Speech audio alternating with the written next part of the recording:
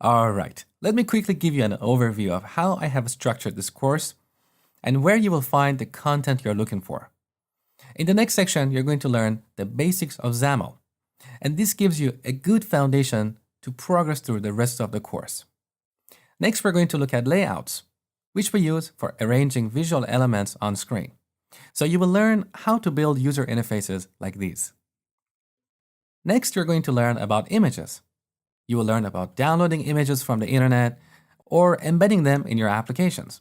You will also learn about icons. After that, we're going to look at lists. So you will learn how to present data in beautiful interactive lists.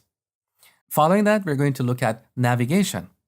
You will learn how to navigate users from one page to another, how to implement master detail, how to implement tabs, how to display pop-ups, and so on. Next, you're going to learn how to accept input from the user, and this will help you build forms and setting pages. But we are not going to talk about saving or loading settings in this section. That's the topic for the following section. So in data access section, you will learn various ways you can store application data. You will learn about application properties. You will learn about file system. You will learn about storing structured data in a SQLite database. And finally, you will learn about consuming RESTful services. Now, if you don't know what RESTful is all about, don't worry. I've got some PDFs for you, so you're in good hands. Next, we're going to look at MVVM architectural pattern.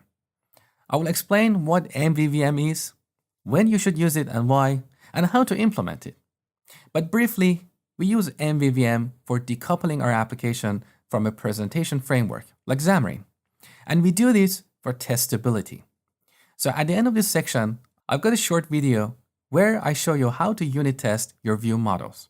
More on this later. And finally, in the last section, we're going to look at some more practices and features that are useful in building larger complex applications. And in this section, I will show you some of the useful plugins that you can use to access common device functionality, like using the camera, GPS, checking the status of the battery, detecting motion, accessing contact book, and so on. So there is a lot to cover over the next 7 hours, and I hope by the end of watching this course, you will have a very solid foundation to build cross-platform mobile apps using Xamarin Forms.